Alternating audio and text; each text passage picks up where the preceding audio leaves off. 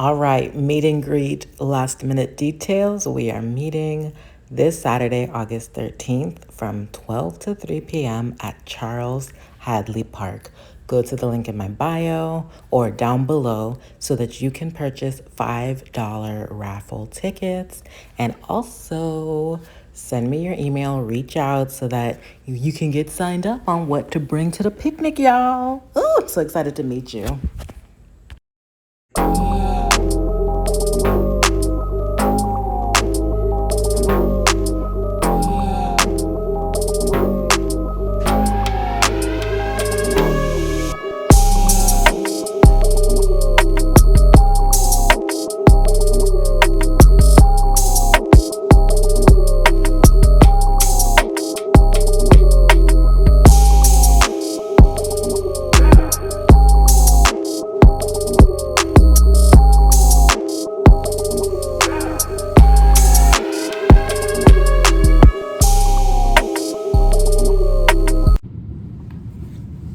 Good morning, family.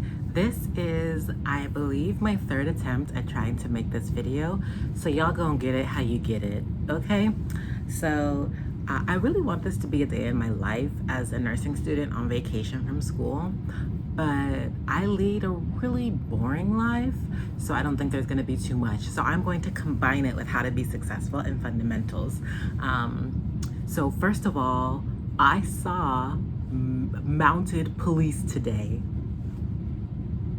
A lady and a guy on horses, and they waved to me and everything. It was awesome. Awesome, okay? 2, y'all know Taco Bell got breakfast? It is delicious, okay? It is delicious, but only if you order it at a Taco Bell that is like the people are cool, because if they're not cool and they give you attitude, the breakfast don't taste as good, okay? Also, I bought my pinning dress, my pinning ceremony dress. I'm currently an extra large, but I bought it in a large because I have a goal to lose 20 pounds by pinning so that I don't look like a whore in the dress. I'm trying to look, professional and appropriate. So that's that. Now, how to be successful in fundamentals. Let me start with my experience. God, my FPL bill just came through, and all I can say is I'm so tired of paying bills. So tired. Anyways, let me tell you about my experience with fundamentals. I agree with people who say that fundamentals isn't hard. What's hard is getting used to nursing school style questions where, they're asking select all that apply, and it can be 1, 2, 3, or all of them, or whatever, how many questions. Or when there's more than one right answer and you have to choose the most correct. Or like priority questions where it's a lot of things you're supposed to do, but what do you do first? It takes some time to get used to that. So, and then the other thing that makes fundamentals difficult is you're getting used to inhaling so much information. Like when I get to peds, maternity and mental health, I'm gonna talk to you about snorting information, okay? There's a difference. Right now in fundamentals, you're inhaling it. Like when you're super hungry and you have to take a break, but you don't really have time to take it, so you inhale your food. That's what fundamentals is like. You have to inhale the chapters. My first exam had 12 chapters on it, mark you. The rest of the exams did not have as many chapters, but the content was more difficult than the first 12. So, but still, who puts 12 chapters on an exam? Maybe they're doing it to weed you out. Maybe they're doing it to shake your confidence. Maybe they're doing it to let you know that ish just got real. Select all apply. You gotta choose all of them, because I think that's what they're doing. Anyways, I did, when I took fundamentals, we had pre-lecture quizzes. We also had 3 exams, a midterm, a final, and then ATI proctored exam that all went towards our grade. That's a lot of work. No other class in the nursing program has so much work to me as fundamentals. Fundamentals I thought was ridiculous, the amount of work they wanted us to do. But again, they're trying to acclimate you to the program and how much different it is in your prerequisites. When they were in orientation scaring you half to death, telling you this is not prerequisites, it's the truth. It's the truth. You have to learn that this is not about regurgitating your knowledge. This is about applying your knowledge to a situation. And the sooner you understand that, the better. The subject that was the hardest for me in all of the fundamentals class was fluid and electrolyte balance. And this has haunted me throughout the entire program. I'm telling you, when you get your syllabus, it's going to be different than the one that I have up on my website. By the way, if y'all don't know about my website, go up there. There are syllabi up there. There's PowerPoint. And at some point, I'm going to start putting up whatever study guides I have, because I've decided that it's absolutely worth it to put up study guides. So go to the website. There's a wealth of information there. I know all I wanted to do was see a syllabus when I was starting off nursing school, and I didn't want to pay or put up other stuff so that I could see it. So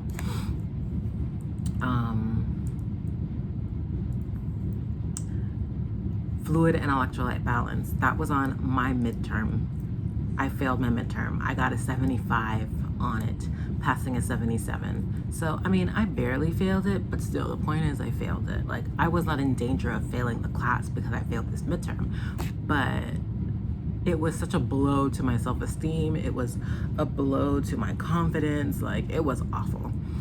And I know it was that subject. It was, I have my own issue when it comes to memorization. It's hard for me to memorize sequences of things. So if you give me a disease process and ask me to learn all the signs and symptoms for one disease process, okay, fine, I'm gonna learn a few. But then you tell me there's 10 different diseases and I have to learn the signs and symptoms for all of them, and pretty much all the signs and symptoms are the same except for a few things, I'm gonna struggle.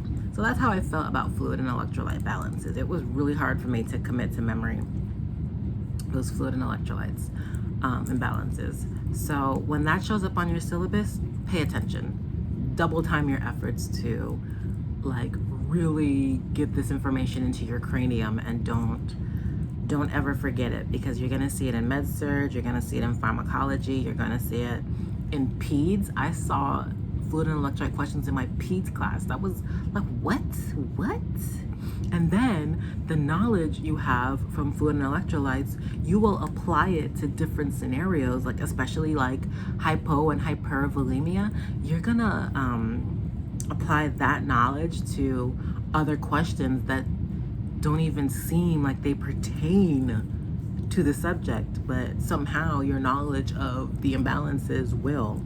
So when that subject shows up on your syllabus, just know you need to like double time your efforts. You need to be on the ball. You need to read everything the professor tells you to read. You need to go to ATI and read it. You need to go on YouTube and read and listen about it. Like, you need to focus all of your time and energy, so that I'm not the only person that failed that midterm. A lot of people failed it. A lot of people failed it, okay? So you've been warned. If you fail that, like, it was your own fault. What else? The final. Now, look, y'all gotta take everything I say with a grain of salt, because I have been so blessed with the professors that I have had. I have had professors that I really truly believe care about me passing the program. Not necessarily that they care about me as a person or as a student, but I believe that they've wanted me to be able to move on to the next semester. Like, they haven't made it so difficult for me to pass the class that I've had really good professors, okay? So take everything I say with a grain of salt.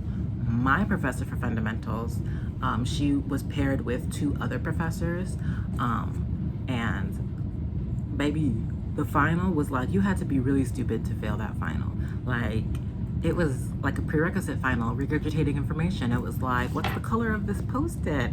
Is it pink? Is it gray? Or is it blue? You know? So, if you're struggling. Now, the bad news is, when it comes to proctored exams, it looks like ATI has, I guess, scoured the internet and gotten certain people to take certain things down. So the proctored exams are not like a guarantee level 3. So I find that my knowledge from paying attention in the course and reading and doing my thing and just being a good student has always been able to get me a level 2. I didn't even know about certain resources until about the end of the second semester. These resources, I didn't know about them till I took pharmacology and had to get a level 3. So I can tell you right now, if you are paying attention in the class and you're doing well and you actually have retained the knowledge, you can on your own get a level 2, and a high level 2 at that, because I am not the best student. I definitely don't study as much as I should, as much as I can, but I, on my own, always get a level 2. Okay, I do use certain resources, but I don't depend solely on them. If somebody's passing around what they believe to be the exam, I do go through it and read it, but I also take it with a grain of salt that they always have answers that are wrong. I do the ATI dynamic quizzes. I don't find them that helpful, but I do them just in case, because every once in a while, like 1 or 2 questions will actually show up on a proctored exam. And then I do like random quizzes, because the more knowledge you have, the better. You can always apply that knowledge to whatever question they're asking you. So, and I absolutely use YouTube. I love Nexus Nursing. She's amazing. I have learned so much. I have been able to answer certain questions based on the knowledge I got from listening to her practice questions. So that's fundamentals in a nutshell. The truth is you need to go in very confident and very strong.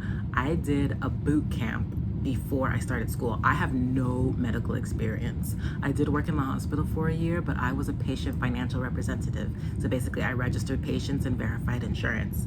And I took payments from patients before they went to be admitted. And I also worked in maternity admitting.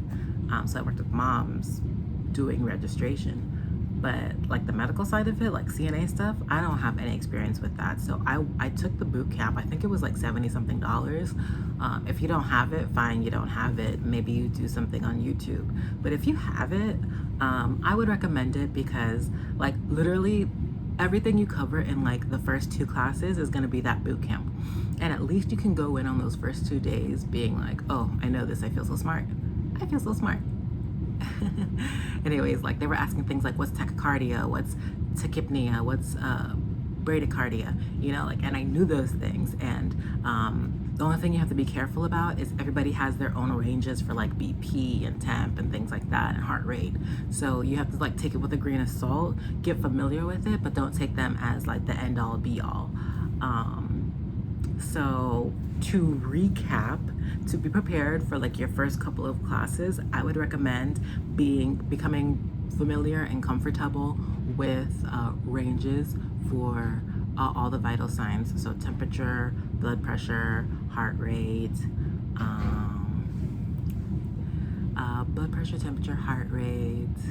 respiratory rate.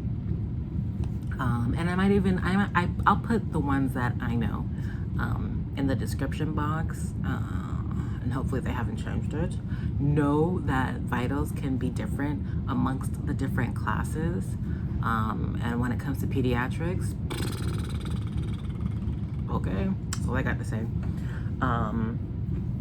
And then know some prefixes like Brady and Tacky, which I feel like if you've been watching things like Grey's Anatomy, you should know what those things mean.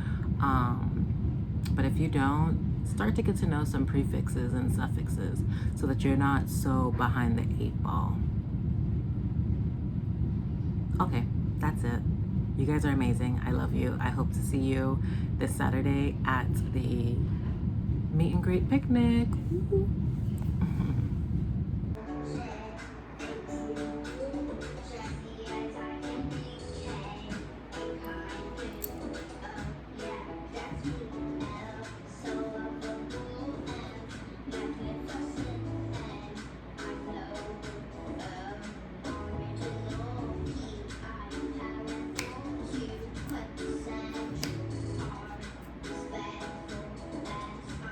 Yeah. Okay, y'all, I wanted to add more information on adult health assessment and on my skills class because I feel like it's not enough on those subjects to make them their own video. So adult health assessment, I found it to be content-wise the most difficult for me in first semester. I really struggled with understanding the concepts, and I had an amazing professor. I had a great professor who I could tell wanted all of us to pass, but the content was just a little more difficult for me. But where I shined at was the